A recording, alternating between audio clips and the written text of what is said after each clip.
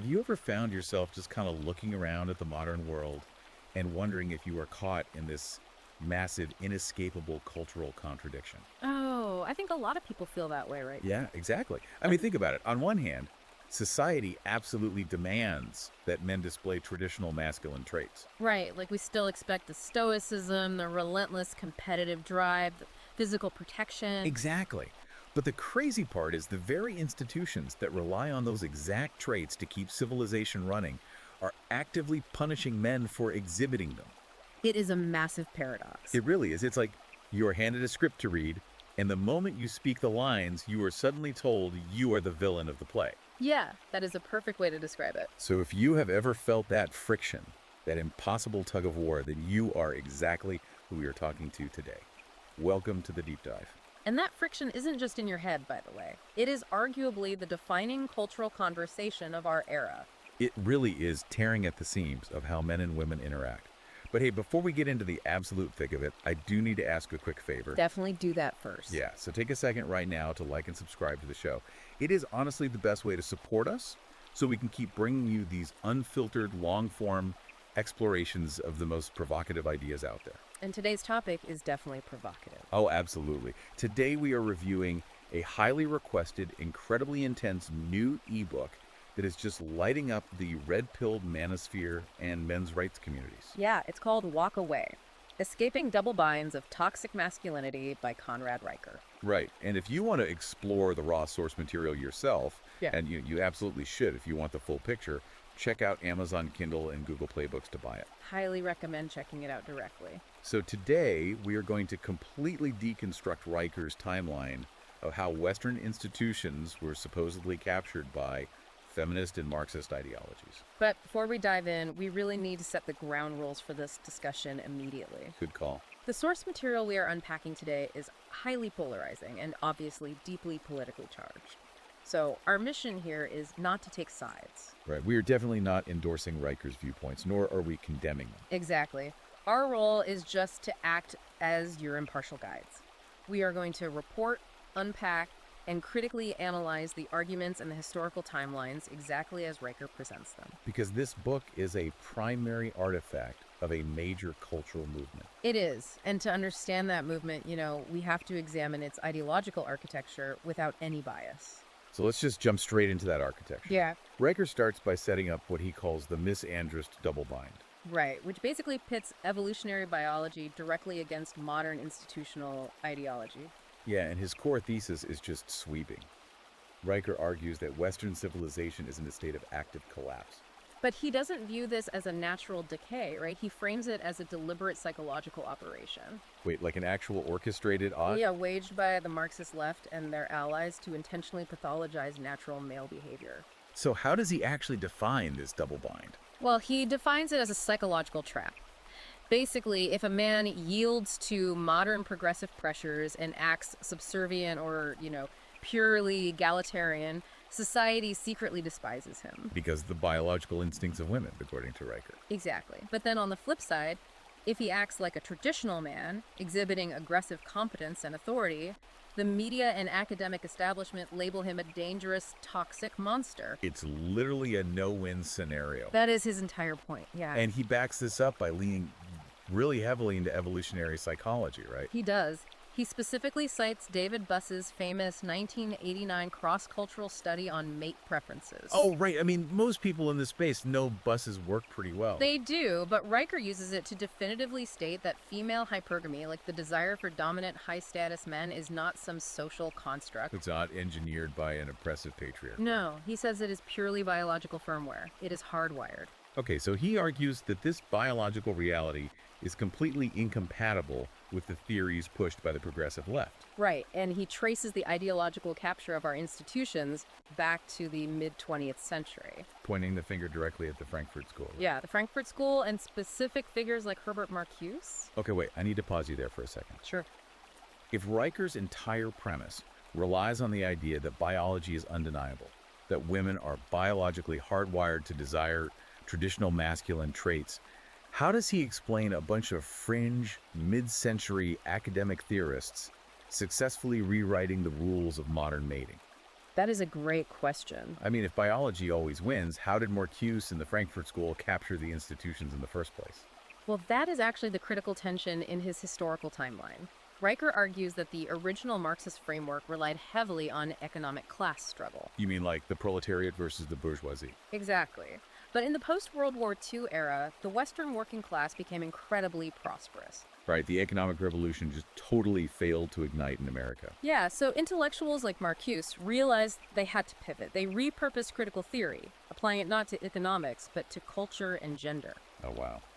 And their specific target became the traditional patriarchal family unit. Yes. Why the family specifically, though? Because a strong traditional family unit is inherently self-sustaining. It relies on the father for provision and protection. Exactly, making it highly resistant to state control and collective dependence. That makes sense from a structural standpoint. So when does he say this really took over? He points to the 1980s as the moment this cultural Marxism fully infiltrated mainstream academia. And he singles out Raewyn Connell. Right. Yes, Connell was a sociologist who popularized the concept of hegemonic masculinity in 1982. Connell's the one who basically argued that traditional masculinity is just a system designed to maintain an oppressive hierarchy. Precisely. Riker argues Connell's framework completely divorced male behavior from its evolutionary function. So stoicism, physical strength, and protectiveness were no longer viewed as necessary traits that build civilization. Right, they were suddenly reframed as literal tools of oppression. That is a massive ideological shift. It is, and Riker traces a direct line from Connell in the 80s all the way to the 2018 American Psychological Association guidelines. Oh, I remember those. He claims those APA guidelines officially pathologized traditional masculinity. He does. He says they practically advise therapists to treat a man's natural competitive drive as a psychological disease requiring intervention. Which brings us back to my earlier pushback, actually. How so? Well, even if the APA and academia push this stuff, it still doesn't explain how it conquered the biological instincts of the general public. Ah, right. Well, Riker has an answer for that, and it is arguably one of the most provocative claims in the entire book. Oh, really? What is it? He argues that this ideological takeover only succeeded because it was chemically assisted. Chemically assisted. Yeah, he calls it chemical warfare, facilitated by Big Pharma and the medical industrial complex. Wow. This is where he gets into what he terms the medicated female, right? Exactly. He throws out some really intense statistics from the CDC. Like pointing out that women are nearly twice as likely as men to experience clinical depression. Right. And he notes that nearly 18% of adult women are currently heavily dosed on antidepressants. Plus, you have roughly 90% of women who use hormonal contraceptives at some point in their lives. Yeah. So he frames the sexual revolution not as liberation, but as literal biological sabotage. That is a heavy accusation. He introduces a concept here he calls biological cognitive dissonance. Yes, and this is crucial to his argument. Riker argues that women are being culturally brainwashed to reject their natural maternal instincts. You mean their biological imperative to nurture and to partner with a strong provider. Right. Instead, they are pushed into a system of what he calls corporate wage slavery. Where their value is tied entirely to their economic output. Exactly.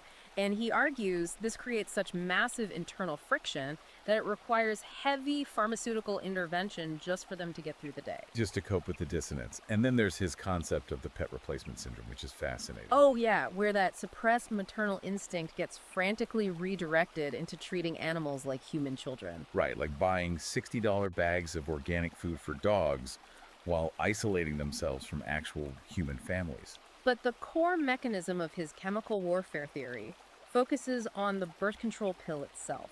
Through a phenomenon he calls olfactory mate disruption. Yes. This is highly, highly specific. In human evolutionary biology, mate selection is heavily driven by subconscious olfactory cues. So we are talking about pheromone receptors detecting MHC genes. Right, major histocompatibility complex genes. Essentially, a woman's body naturally smells out a partner with a complementary immune system. Which usually correlates with dominant masculine traits. Exactly. So how does the pill actually disrupt that natural process? Well, Riker claims the synthetic hormones and contraceptives physically alter a woman's sense of smell. It literally blinds those natural pheromonal receptors. It's like a user downloading a corrupted software update onto their smartphone. That is a great analogy. It fundamentally breaks the device's core hardware sensors. The phone's camera or GPS just starts feeding the operating system completely false data, causing the whole thing to crash. Yeah, to take your software analogy even further, Riker argues this corrupted update actually rewires the device to seek out bad networks. Wait, really? Yeah, because her hardware sensors are broken by the synthetic hormones, the woman is tricked into an artificial attraction to genetically incompatible men. So Riker asserts that women on the pill are artificially drawn to weak, submissive, highly agreeable men who just passively accept the feminist agenda. Exactly. But eventually, they stop taking the pill. And that is the hard factory reset. Yes. According to Riker, when a woman goes off the medication, usually when she finally decides she wants children, the corrupted software is completely removed.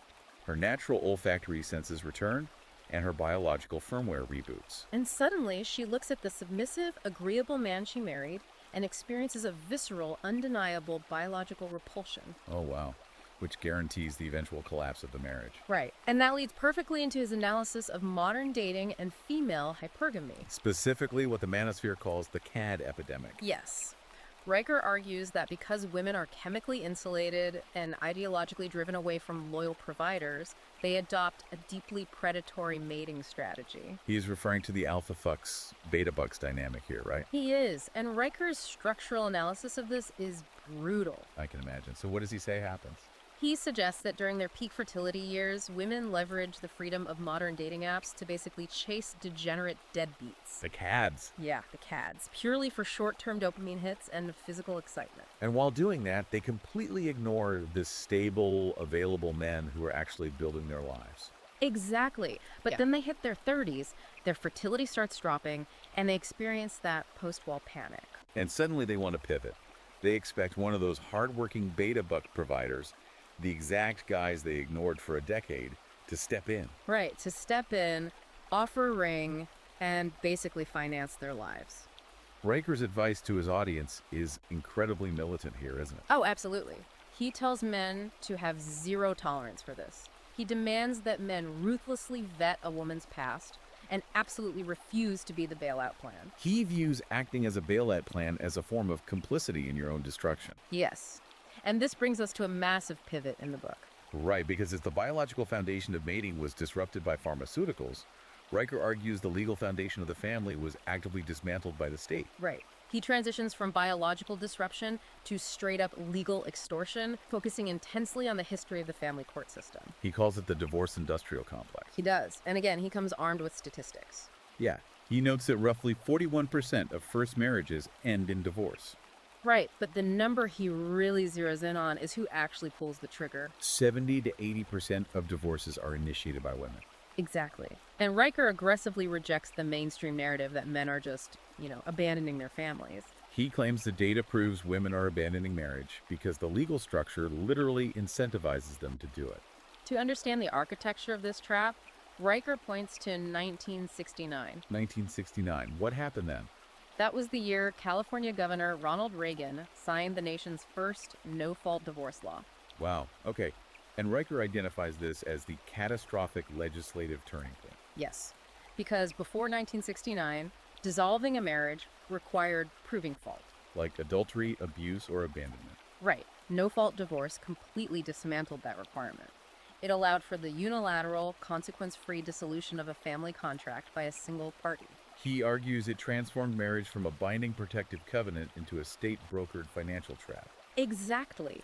He maps out how family law attorneys and judges collude to essentially weaponize this system. But it's not just ideological, right? He says it's heavily financial. Oh, heavily. He digs into the funding mechanisms, specifically Title IV-D of the Social Security Act. Title IV-D is a fascinating piece of the puzzle. It really is. Riker explains that under this federal provision, the government provides direct financial kickbacks to local jurisdictions. Based on what? Based on their performance in enforcing child support and alimony collections. Wait, so he's saying the more money a local court extracts from a divorced father, the more federal matching funds that specific local court receives. That is exactly his claim. That is wild. Yeah, by tying federal funding to the collection of these judgments, Riker argues the state has created a completely perverse incentive structure. It literally profits from destroying the traditional family. In his view, the courts are not arbiters of justice at all. They are revenue-generating enterprises, farming men for resources. Farming men for resources to fund their own bureaucratic expansion. Yeah. Farming men is a terrifying phrase, honestly. But he brings receipts in the form of legal precedent, doesn't he? He does. He points to a highly controversial 1985 New York Court of Appeals case, O'Brien v. O'Brien. Okay, what happened in that case? Well, the court ruled that a medical license acquired during a marriage is a marital asset subject to equitable distribution. The implications of O'Brien are profound. They are. Riker unpacks how this worked practically. You have a man who spends a decade grinding through medical school and grueling residencies. And then what? The court calculates the present value of his enhanced earning capacity due to that license. Exactly. And forces him to buy out his ex-wife's share of his own future labor. Riker argues the system literally handed the wife the deed to the man's brain and his future potential. Yes, commodifying his intellect as a state-managed asset. That perfectly explains why Riker asserts that feminist organizations vehemently fight against any legislative attempts to make family court more equitable. Right. He points out that organizations like the National Organization for Women actively lobby against shared parenting bills. Yeah, he cites their aggressive opposition to Florida House Bill 1395 and Massachusetts House Bill 1400. Both of which were designed to establish a baseline presumption of equal 50-50 child custody. So Riker argues this opposition proves their true motive. Exactly. If the goal were true equality, 50-50 custody would be the ideal. Right. He asserts they oppose shared parenting because they require a monopoly on children to maintain control of the financial resources. The child support and alimony attached to them, yes. He also drags the Duluth model into this framework, doesn't he? He does, and the Duluth model is crucial to understanding how the legal apparatus enforces this monopoly. So it was created in the 1980s, right? Yeah, and it became the gold standard for training police and judges in domestic violence. However, Riker characterizes it as a Marxist, queer theory-inspired curriculum. Right. He says it explicitly frames domestic violence not as an individual psychological issue, but as a systemic tool of patriarchal control. So it presupposes male guilt right out of the gate. Exactly. It creates an institutional mandate that the legal system must view all men as inherent abusers and all women as perpetual victims. Practically speaking, Riker argues this guarantees that a man's parental rights can be instantly suspended upon a mere accusation. Weaponizing restraining orders as a standard tactical maneuver in divorce proceedings. Wow. Okay, I see the structure of the trap he's describing, but I have to ask the obvious question here. Go for it. Even if the system is rigged to reward divorce, what actually triggers it? Right. Because Riker talks about walkaway wife syndrome. If a man is doing everything right, providing, protecting, maintaining a structurally sound marriage, what manufactures the discontent that leads women to initiate that 80% of divorces? That is the big question. Riker points directly at media conditioning and the systematic cultural eradication of male authority. So he argues that this discontent is carefully manufactured by a media apparatus. Yes, an apparatus that has spent decades vilifying patriarchal authorities starting from early childhood. He uses The Simpsons as his prime cultural example here, specifically the dynamic between Homer and Marge. Right. It's the ultimate bumbling father archetype. Yeah, you have Marge, the brilliant, long-suffering matriarch, constantly forced to clean up the disastrous, idiotic antics of Homer. And Riker says this isn't just harmless comedy. No, he says it's an insidious ideological attack designed to erode respect for traditional male headship. The goal, according to Riker, is to ensure the next generation views masculine stoicism and leadership as a comedic flaw. Rather than the bedrock of a stable family. Exactly. And he doesn't just blame lazy comedy writers looking for a cheap laugh. He traces this shift to actual institutional mandates. Really? Like what? He points to the 1990 Canadian Association of Broadcasters Sex Role Portrayal Code. Oh, wow. And what did that code do? It explicitly pressured networks to avoid depicting women in domestic subservience. Meaning, the writers were essentially incentivized to shift all domestic incompetence onto the male characters to comply with the code. Exactly. And he brings it up to the present day with the 2019 UK Advertising Standards Authority ban on gender stereotypes. Right, that was a landmark ban. It forbade advertisers from depicting women as solely responsible for household chores, or men as failing at simple domestic tasks. Yeah. Riker claims these regulations force multinational brands to cast white, straight males as the universal punching bag. Because the underlying mandate of the gynocentric machine is that to elevate women, you must publicly and relentlessly degrade men. That is his argument, yes. But the media mocking fathers is really just the psychological softening up.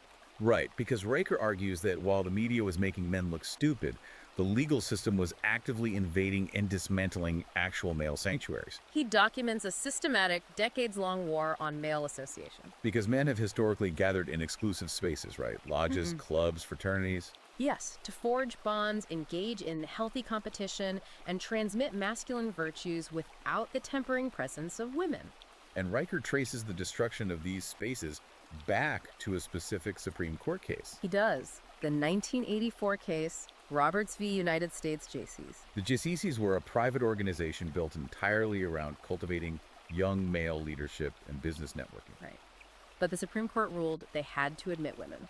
Riker views Roberts as the fatal precedent. He really does. He says it was the moment the highest court in the land decided that a woman's demand for total institutional access superseded men's First Amendment right to free association. The state essentially declared that male-only spaces are inherently illegal if they confer any societal advantage. Exactly. And he follows that timeline straight into the 2002 media circus surrounding the Augusta National Golf Club. Oh, I remember that. You had activist Martha Burke weaponizing the national press, trying to bully a private all-male club into admitting women. Yes.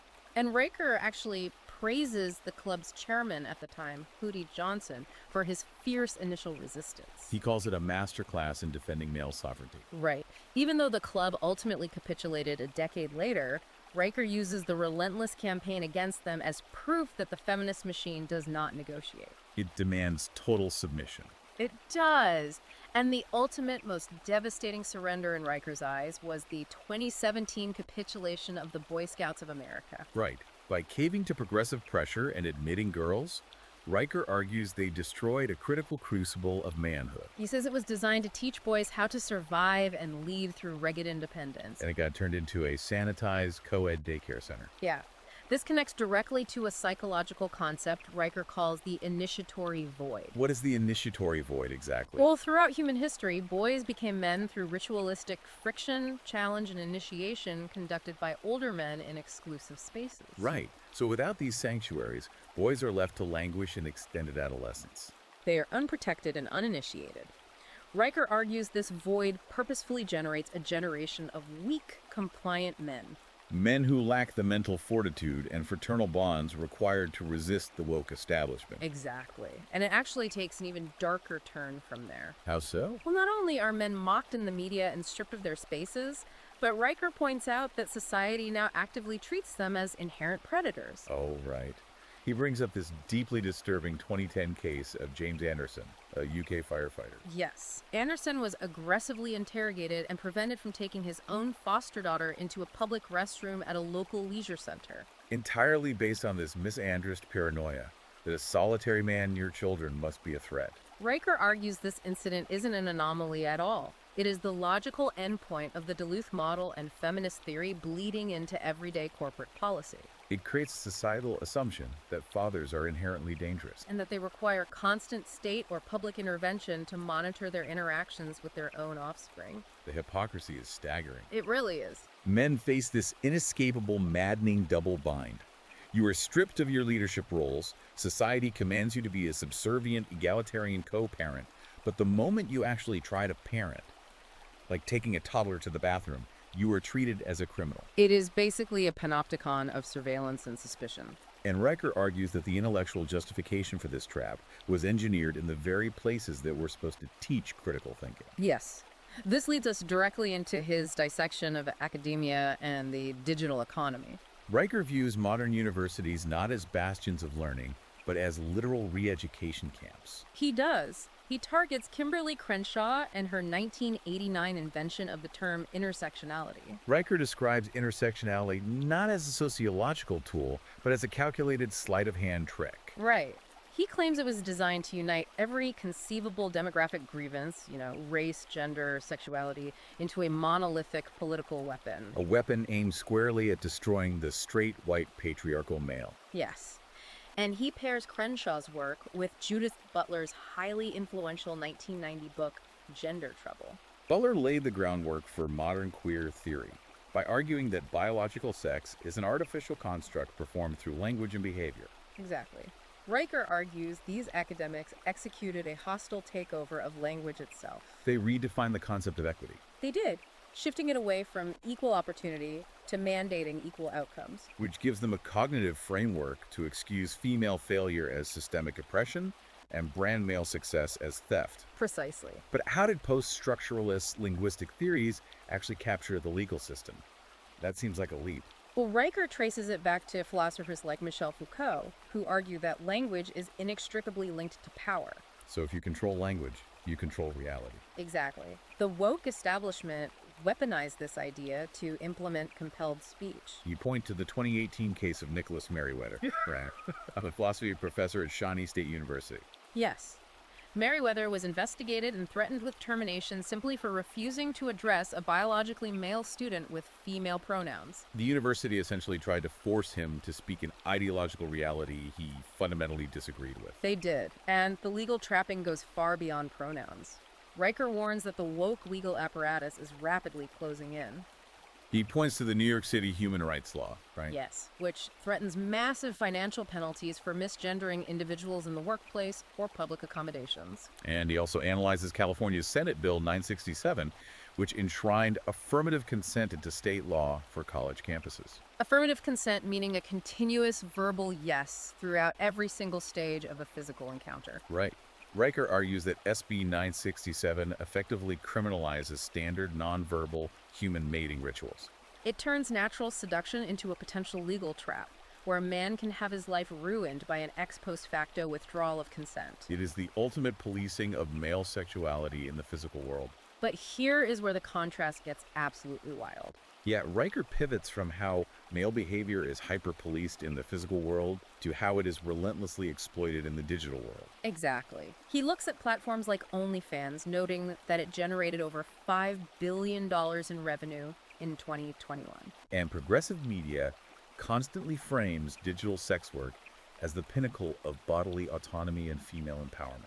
But Riker completely obliterates that progressive framing. He doesn't see empowerment at all. What does he see? He sees the systematic, industrial-scale financial exploitation of male sexual starvation. And who is pulling the strings? He specifically names Leo Radvinsky, the reclusive tech billionaire who owns OnlyFans. Right. Riker points out that it is male tech oligarchs who are extracting billions from this mass degradation. He also digs into the psychological damage this inflicts on the women participating, doesn't he? He does. He uses the Dunning-Kruger effect to explain the delusion governing the modern female psyche on dating apps and digital platforms. So a fiercely average woman gets on these apps and immediately receives thousands of messages from high-value, desperate men. And it artificially inflates her ego to absurd proportions. Riker argues it convinces her she is inherently entitled to the top 1% of males. Right. She rejects loyal, available, real-world men to chase an impossible digital apex of perfection. But Riker notes the inevitable, mathematically certain crash. Hitting the wall. Yes, hitting the wall. Because these women leverage their peak fertility years, their 20s, to extract money or chase dopamine hits online, they inevitably run out of time. Once their digital popularity vanishes and their fertility drops off a cliff in their 30s, they face profound post-wall depression. And Riker points to the chilling 2023 CDC Vital Statistics report showing the U.S. total fertility rate plummeting to 1.62. That is a barren wasteland. It's well below the replacement level of 2.1 required to sustain a civilization. It is. I have to point out an immense irony that Riker highlights here because it exposes a massive contradiction in the progressive worldview. Oh, about capitalism. Yes. The Marxist left, the people, Riker's been criticizing this whole time, constantly claim to hate capitalism.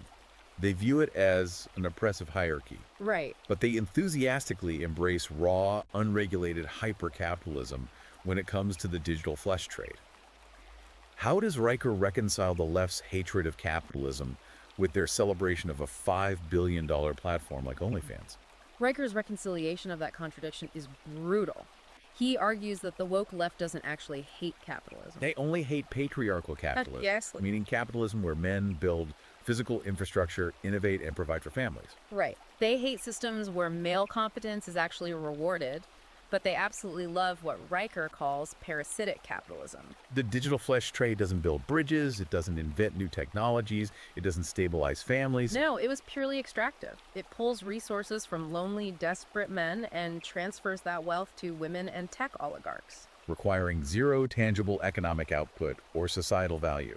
And to the woke establishment, because it undermines traditional marriage and exploits male desperation, it isn't viewed as exploitation at all. It is celebrated as a weaponized market working exactly as intended.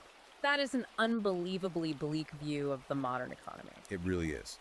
Which brings us to the climax of the book. Right, the solutions. If every single institution, from academia and family court to media and modern dating, is as rigged and hopelessly captured as Riker claims, what is his solution? Well, he starts his action plan with a historical framing that is crucial to understand his ultimate strategy. He introduces the theory of the state as alpha male, right? Yes. Riker argues that the passage of the 19th Amendment, women's suffrage, fundamentally and irreversibly altered the structure of society. According to this theory, it transferred female dependency away from the individual husband and placed it directly onto the government. It created an unholy alliance. Women, acting on their biological imperative to seek security, begin voting for endless social safety nets. And an ever-expanding welfare state is more than happy to violently tax men's labor to provide those safety nets. Riker backs this up by pointing out the tragic irony of this supposed liberation. He heavily cites a famous 2009 Wharton study by Betsy Stevenson and Justin Wolfers. Right, titled The Paradox of Declining Female Happiness. The empirical data in that study proves that since the implementation of sweeping feminist policies in the 1970s, women's subjective well-being has actually plummeted across every demographic. And Riker sees this as the ultimate vindication. He thinks the feminist movement was a catastrophic biological failure that left women miserable, medicated, and entirely dependent on a bureaucratic state. Because of this profound structural corruption, Riker's ultimate action plan for his audience is radical. He tells men point blank, Right. you cannot reform a system this captured. You cannot vote your way out of it. The only logical intellectual maneuver is to execute a tactical retreat. This is what it means to walk away. So let's break down the three core components of his strategy. First is the marriage strike. Right. Riker demands that men completely starve the divorce industrial complex of its primary resource. Male labor, compliance, and capital. Precisely. You simply refuse to sign the legally binding contract of marriage under the current gynocentric legal regime. You refuse to enter the extortion racket. Second is the patriarchal veto. This is where he gets extremely prescriptive about who men should interact with. He tells men to refuse to cohabitate or commit to any woman infected by the boss babe pathology. He advises men to ruthlessly shut the safety net on women who spent their fertile years chasing cads. Instead, he tells them to demand strict adherence to traditional gender dynamics. Or, alternatively, to seek out women participating in the emerging tradwife movement.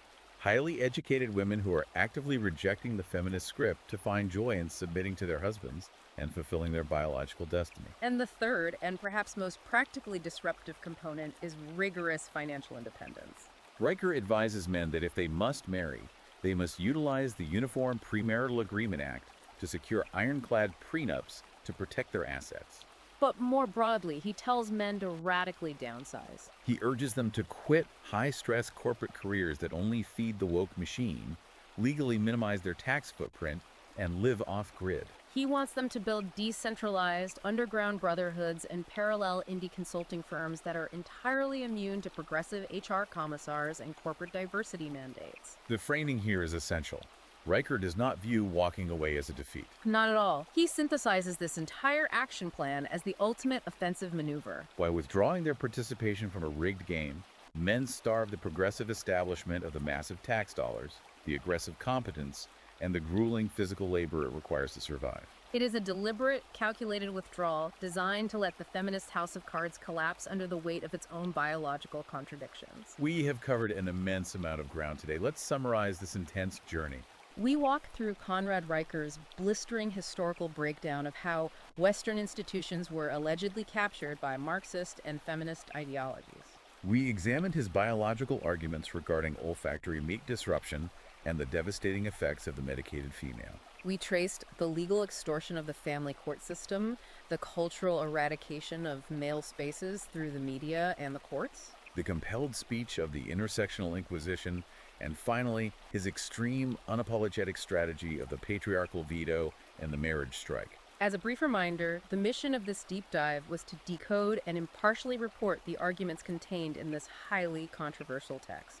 We aim to offer you a comprehensive, unfiltered look at the worldview, the data, and the specific historical timeline driving the modern men's rights movement, precisely as Conrad Riker laid it out. Now I want to leave you with a final provocative thought to mull over on your own. Riker provides a blueprint for individual men to protect themselves, but let's scale that up. If millions of high-achieving, hyper-competent men actually execute this patriarchal veto, If they completely withdraw their labor, their capital, and their participation from mainstream society, as Riker suggests, what happens to the global economy? will we see a total bifurcation into two entirely separate societies? One that is corporate, feminized, and entirely reliant on state welfare, and a parallel underground society that is decentralized, untaxable, and strictly traditional. It's a staggering scenario to consider. It forces us to ask whether a civilization can actually survive if its foundational builders simply refuse to participate. If you found this deep dive as fascinating and intense as we did, and you want to read the raw, unvarnished source material for yourself, I explicitly urge you to check out Amazon Kindle and Google Playbooks right now to buy a copy of Walkaway. Also, be sure to follow the author directly to hear more of his unfiltered thoughts. Check out @Conrad Riker at Substack, follow him on Twitter at Conrad Riker, and subscribe to his YouTube channel at Conrad Riker. Finally, please take a second to like and subscribe to our show to support more in-depth, fearless explorations of the most important ideas shaping our world. Until next time.